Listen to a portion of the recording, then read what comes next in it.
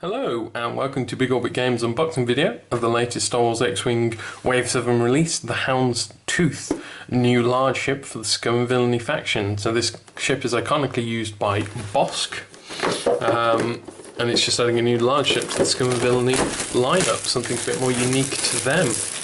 The ship is technically a YV-66 light freighter, I believe, so that's your technical name for it. So I'm just going to rip into this box here. So we've got the miniature there, and let me just get the components out. So all I'm going to do in this video, I'm just going to quickly go through and show you everything you get in the box when I can finally get everything out of it. I'm just going to show you everything that you get in the box so you can see what you'll be getting if you buy into this. And if you're a Scum and Villainy player, definite addition to your forces. So you get your leaflet in there. It just explains quickly your component list. You get loads of stuff in here for it. The auxiliary firing arc rule. So this is on the new Hound's Tooth. So you see the dotted line. This is an auxiliary firing arc, so it can effectively fire behind itself. So this is with its primary weapon. And you can attack enemy ships at range 1 to 3 inside your standing firing arc or this new auxiliary firing arc. However, secondary weapons must still target an enemy ship in your standard fire arc. And then just explains how to use large ships with regards to overlapping, setting up, explains some of the unique names, the modifications, new mission, Hunting the Hunter.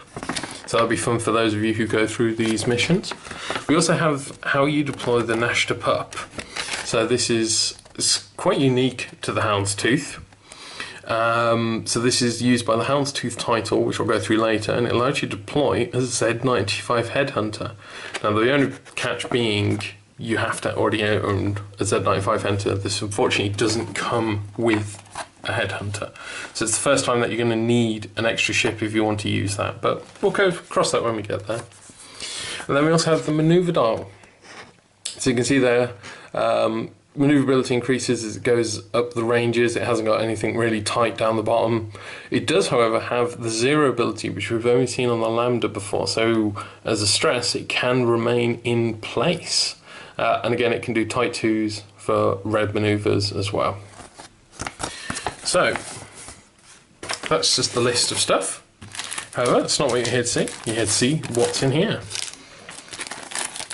So let's open up. As always, lots of tokens.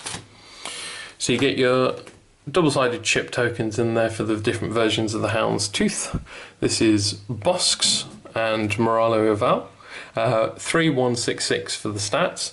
So lots of hull and lots of shield there. It's going to be a tough cookie to crack. But with only one defense dice, you are going to be taking that fire as well. So those will whittle down quite quickly. We do have here the Nashta Pup pilot ship token for the Z95 Headhunter you can deploy, a YV-666, sorry. But you do get a dial for it, so you just need the miniature. You don't need to have a dial for it, you get one with it, pardon me. And then you have all the extra tokens to go with it as well. And the 00 or 00 if you desire, target locks. So, onto the cards themselves.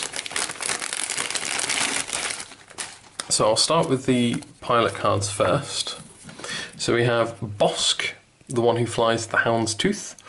I'll start from the top down. So he's pilot skill 7 with 3 attack, and you can see this auxiliary attack symbol on his attack stat, which is what allows him to fire out of that rear arc.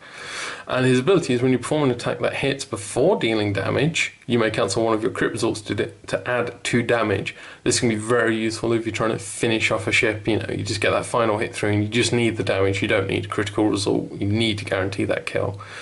So that can be quite a crushing and brutal attack. He's just got a focus and a target lock for his abilities. However, these upgrades, there are so many there for 35 points. Look at all those. Elite pilot talent, secondary weapons, missiles, 3 crew, and illicit upgrades. He can take lots and lots of fun stuff. Shame Palpatine can't be used. Then we have Moralo Val, the other named pilot for the Houndstooth. It allows you to perform secondary weapon attacks against ships inside your auxiliary firing arc. So this does allow you to use that auxiliary arc with your secondary weapons, which is quite a nice addition. The only difference in the upgrade bar being he loses the elite pilot talent ability. Three, I always forget this three. There's Lat's Razzie. So when a friendly ship declares an attack, you may spend a target lock you have on the defender to reduce its agility by 1 for that attack.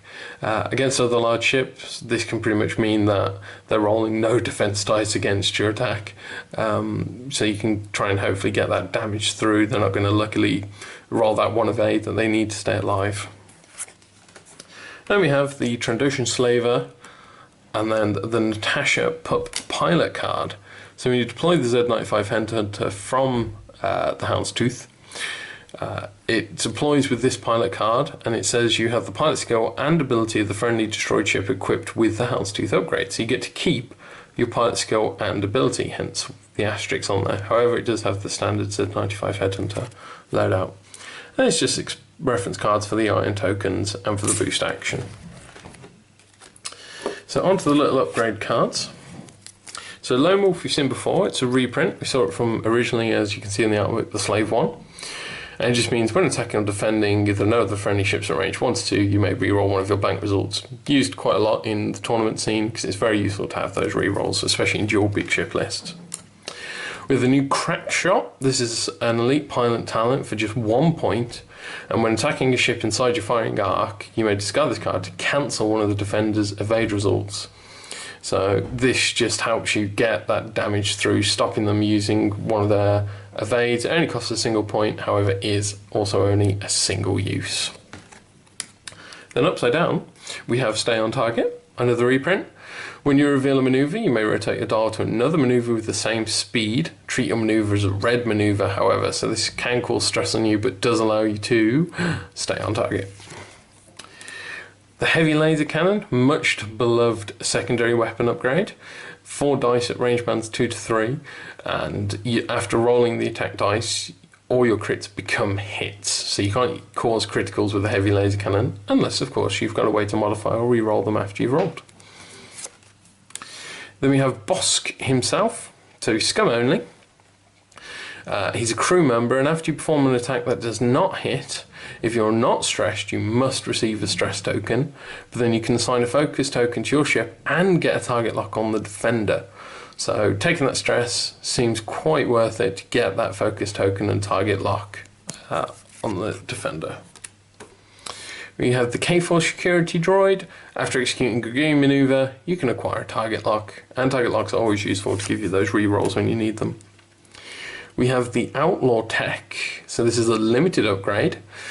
After you execute a red maneuver, you can assign a focus token to your ship. So there's a couple of red maneuvers on the YV666, so you can kind of successfully get this repeatedly. Just be careful you don't stack up, you don't try and double up on those red maneuvers when stressed. We have the new Glitter Stim upgrade, possibly one of the best illicit upgrade cards. It's a one-shot for 2 points. You can use it at the start of the combat phase and you have to discard it, but until the end of the round, when attacking or defending, all your focuses get turned into hits and evades. So it's like having double focus tokens. It could just make like that attack completely punishing, or just help you survive that one round of shooting to get in a better position. Then have the engine upgrades to give you the boost action. This is another reprint we've seen before. We now have the new ion projector though, so poor little Y-Wing. It's a taste of his own medicine, I believe, though. So it's a modification but can only go on large ships, and after an enemy ship executes a maneuver that causes it to overlap your ship, you can roll an attack dice, and on a hit or crit they get an ion token. So be wary of getting too close to anyone fielding an ion projector. And you get 2 of those in there. And we have the maneuvering fins. So this is for the YV666 only. It's another modification. When you reveal a sharp left or right, you may rotate your dial to the corresponding banking maneuver at the same speed. So it lets you sort of change course if your opponent has moved before you, lets you sort of line yourself back up a bit better. And then we have the Houndstooth title. So this is the interesting one. After you're destroyed, before you're removed from play though, you deploy the Nashtaput pilot and it cannot attack this round. So this is what allows you to deploy that Z95 Headhunter from the back of the ship. And the rules have, the rules leaflet you get with it explains how you deploy it. You effectively do a maneuver out of the back of the ship by lining it up. This just gives you a bit more longevity to, to a game. It allows you to potentially get in a couple more rounds of shooting to hopefully finish off that one, get that one last damage on your opponent. So that's all the upgrade cards that you get with this. So let's have a look at the model itself. So it's quite a big model here. I'll just move that out of the way. Let's just pop him out of his plastic. I'm just going to get him onto his base so you can see him a bit better. So I can hold him up and show you him more readily.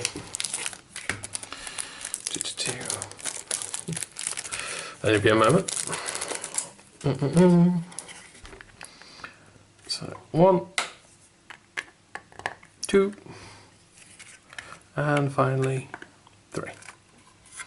And there we have it. So this is the Houndstooth ship model itself. So it's got quite an interesting profile, very long, quite thin. You see there's not a lot of depth or weight to this thing, but by God is it a long ship. It's got this sort of beautiful browny orange colour to it. There's nice detailing. Oh, sorry. There's nice detailing underneath for it, and you can just see the wear on the paint. It's got these interesting engines facing vertically on the ship and horizontal engines there as well. So it's an interesting design. You can also see the teeth there. However, I'm sure some custom painters will do quite a beautiful job making up their own variant schemes for this ship.